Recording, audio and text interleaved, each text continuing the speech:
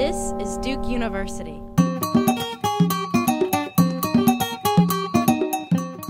Filmmaker Byron Hurt has done films on black masculinity and, of course, the classic film Hip Hop Beyond Beats and Rhymes. Byron Hurt returns with a new film, Food Junkies, which premieres on the Independent Lens series on PBS on January the 14th. And Byron Hurt joins us on Left of Black. My name is Anthony Neal, and this is Left of Black.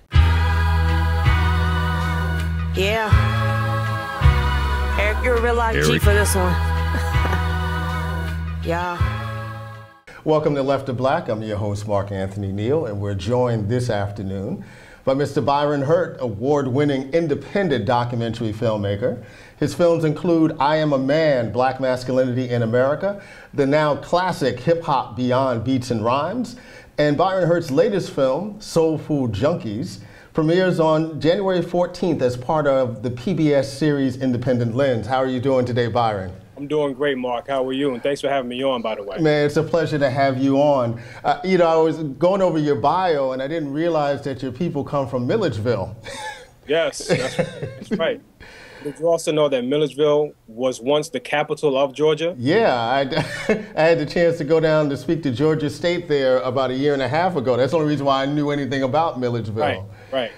So yeah, both of my parents are from Milledgeville, Georgia. Most of my family sort of comes out of Milledgeville, Georgia. My grandfather still lives there. We still have Thanksgiving dinner down in Milledgeville. We have family reunions down there. So it's almost like a home away from home for me. You know, this new film with your Food Junkies, and you've been working on it now for a few years, and of course it very much pivots on where the African-American community is, the black community is now in terms of our eating practices, eating more healthy, thinking about healthier lifestyles. But in many ways, this is a film that takes you back home, takes you back down to the South to kind of trace the roots of your own family's practices around eating. And so talk a little bit about the inspiration for this film, particularly your relationship to your father. Well, my father is the inspiration for this film. At the end of production and editing for Hip Hop Beyond Beats and Rhymes, my father was diagnosed with a very serious form of cancer called pancreatic cancer. When I learned about my father's illness, I started to do some research. I discovered that a high-fat, red meat diet, obesity, and other sort of food-related issues had a real impact on those who were diagnosed with pancreatic cancer. And so I looked at my father's diet. I looked at the fact that my father was overweight for, as long as I could remember, even though he had lost some weight, but he was still technically overweight. And, I started to make connections, and I started to make connections to the food that I grew up with, which was primarily like soul food, and on some level fast food and other processed foods, and the food that my father ate and the food that my family in general ate, but then what my community eats. And then I started to make the correlation between the high rates of cancer and diabetes and hypertension and heart disease and all of those different diseases. We as African Americans pretty much top the list in almost every single category. Yeah. And so that's when I started to think, well, this food thing is really big. It's bigger than I ever thought it was. And, I just wanted to make something that was going to get us African American people to look a little bit closer at the food that we eat, the kind of food we have access to, the kind of food that we can afford or not afford, and that's why I made the film. There's a scene early in the film, and it's a great scene when you're driving back down south and you go to an HBCU football game. And of course, they're outside before the game cooking up the pots, and you're talking to these brothers, and they got their little pot of a whole bunch of stuff, plus some turkey necks. And you're a little reticent, right, to stick your hand in the pot. But, at the same time, you're hearing the community. I mean, you talked about this whole dynamic about how it's always about sharing, right? And you're not being thoughtful of the community. Mm-hmm. If someone offers you something from their pot and you say no, and you being a vegetarian, all these kind of dynamics, you're kind of working through this process. Talk a little bit about kind of the cultural meanings behind soul food. Because, on the one hand, it is about sustenance, right? It's about, particularly in terms of fast food, what folks can eat.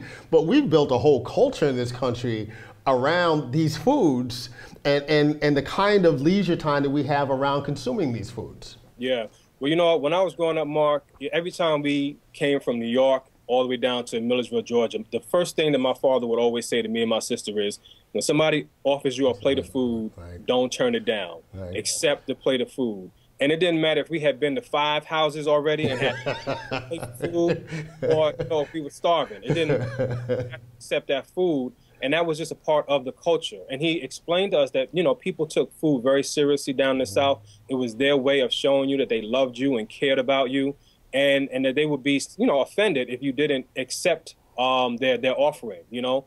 And so that was how I was raised and how I was trained. And even to this day, Mark, I mean, it's hard for me to turn down a plate of food because I don't want to offend whoever it is that's offering me the food. So when I went down to Jackson, Mississippi, and those brothers were standing around that junk pig pork and the pig feet and the pig ears and the turkey necks and all of that kind of stuff, you know, I literally had my father on my shoulder, and his voice was telling me, you know, don't turn it down. So as an adult, you know, I still struggle with that. And there's a lot that I don't eat anymore, Mark. I mean, there's a lot that comes out of the soul food tradition that I have to admit it tastes very good, but I don't eat a lot of it anymore. And so the film kind of grapples with that. We're watching Left. You're watching Left to Black. I'm your host, Mark Anthony Neal. We're joined this afternoon by award-winning independent documentary filmmaker Byron Hurt. We're talking about his new film, Food Junkies, which premieres on the PBS series Independent Lens on January the 14th.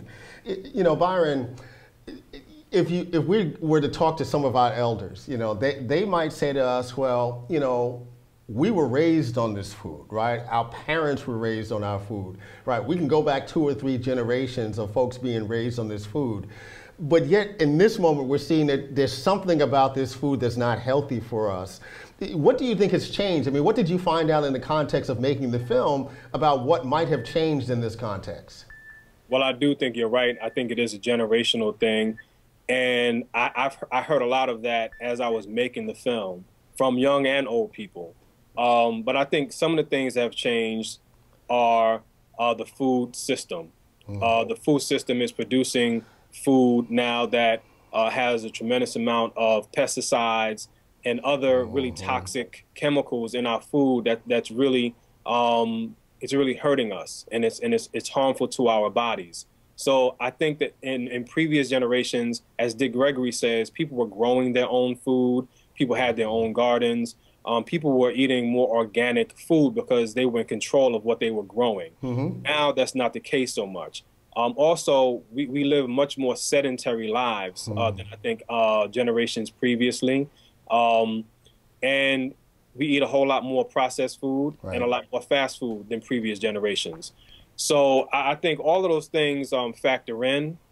And that's why I wanted to make a film that addressed some of those issues, because I wanted to complicate the whole notion that soul food was wholly unhealthy, because a lot of soul food is healthy, right? Some of it is really good for you. But it's all about the preparation, how you cook it, the way you cook it, how long you cook it, and also what else are you eating on top of that that could be harmful to our bodies. Yeah, I mean, if you think about it, it was real easy to have this as a kind of a standard diet if literally you were forced to work in the fields, you know, 8 or 9 hours a day, right? I mean, so, you know, there was this balance.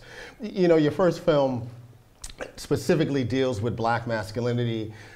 Hip Hop Beyond Beats and Rhymes, of course, thinks about black masculinity in the context of hip hop.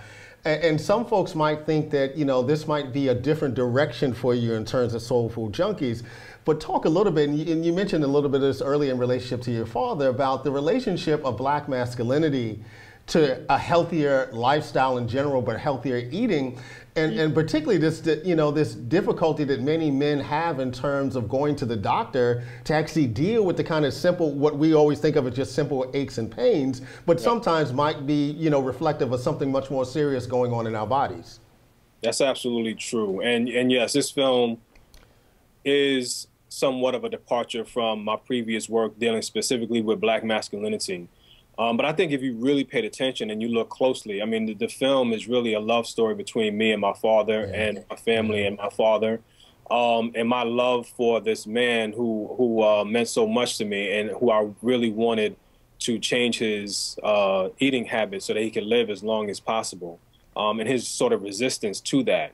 And I think my father is like many black men who, you know, are hard to change, you know, hard to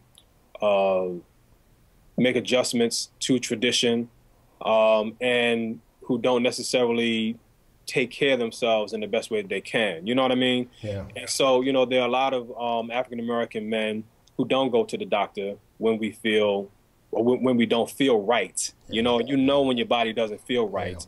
You know, a lot of us, you know, we feel invulnerable. You know, we feel invincible. We don't trust the healthcare system, you know, and understandably so, based on our history here in this country. So, I think that the film does address black masculinity, but in a very specific kind of way, in terms of our health and our wellness and our overall well-being.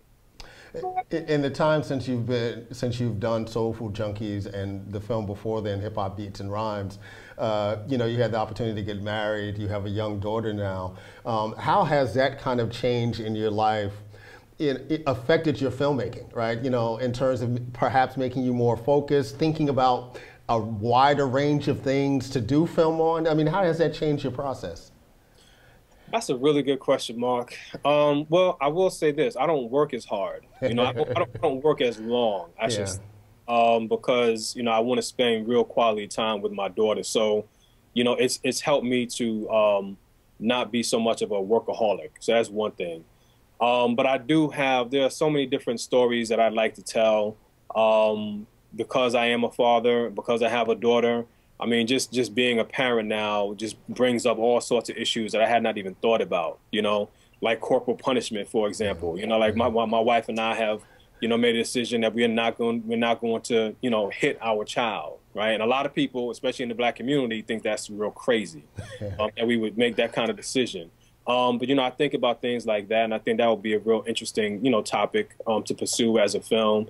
But I think overall, in general, I think it has made me more focused because I want to continue to do what I love. I want to continue to be successful as a filmmaker.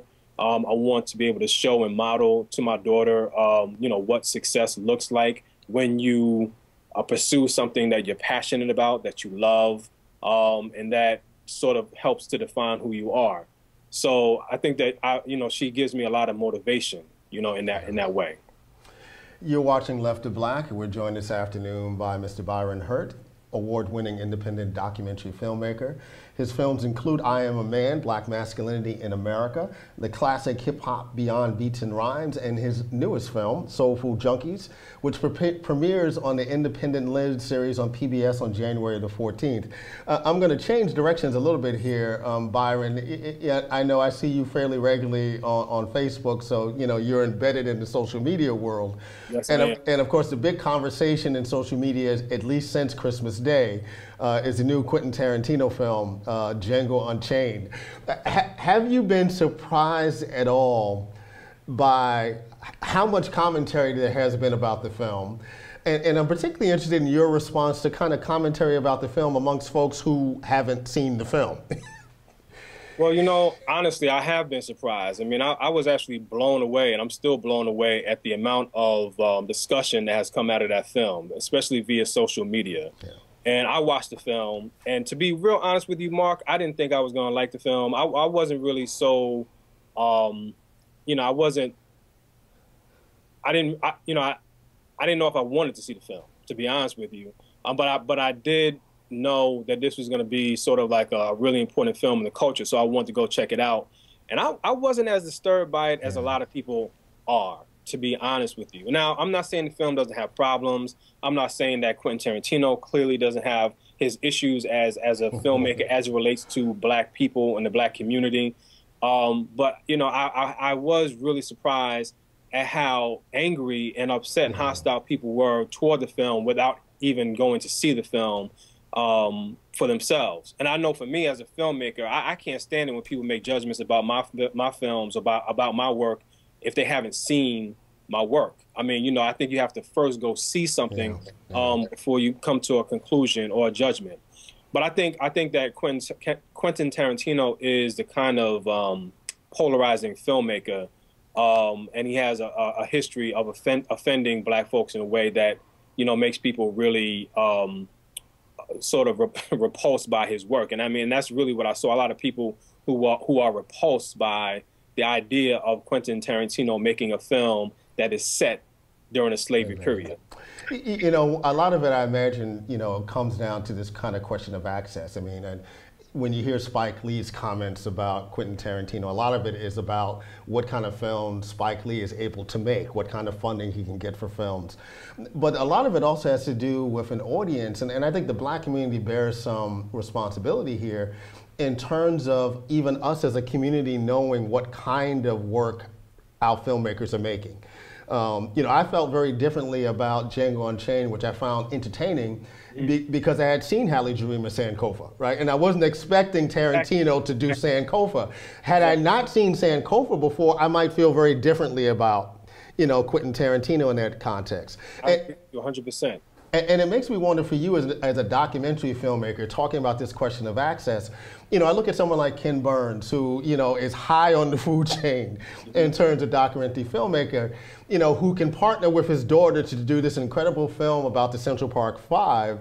But I wonder how many Black documentary filmmakers would have had the opportunity to do a film like that and would have gotten the kind of support right, and the way that the film's been publicized the same kind of way. I mean, what are the challenges you face as a Black independent film director, documentary film director, trying to really be able to just make the projects that you want to make?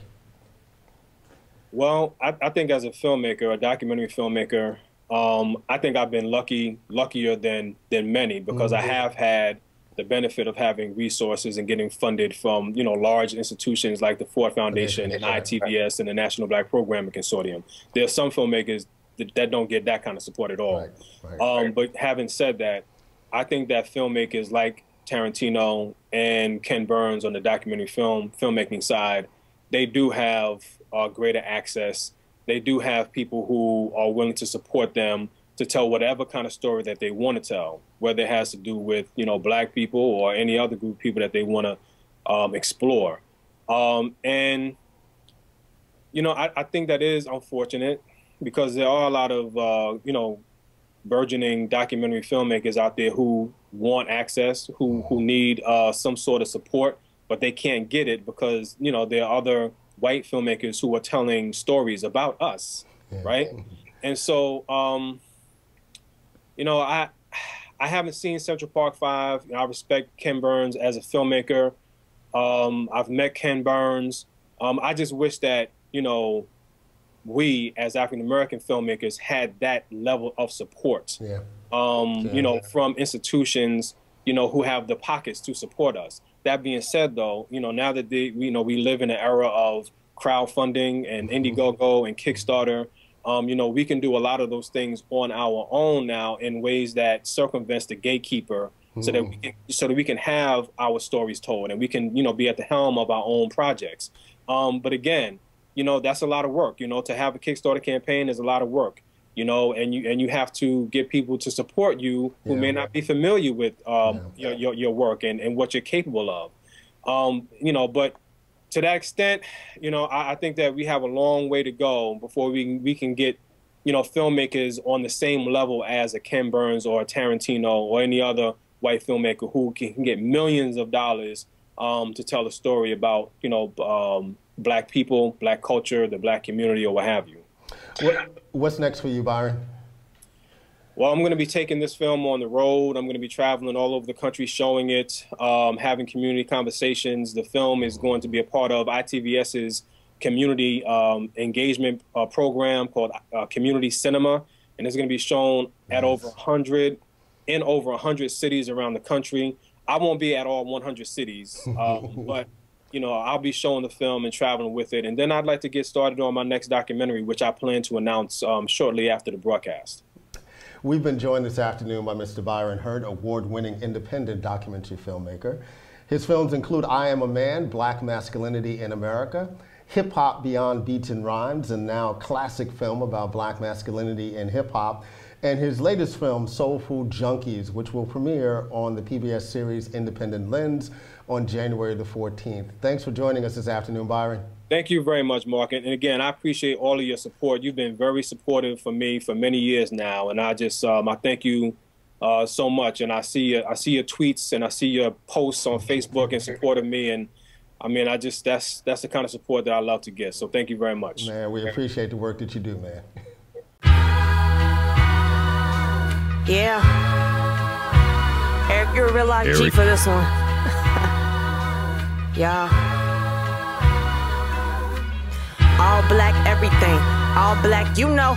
All black in the name of all my black heroes. All black everything. All black polos. All black medallions, yeah. All black, you know, say. All black everything.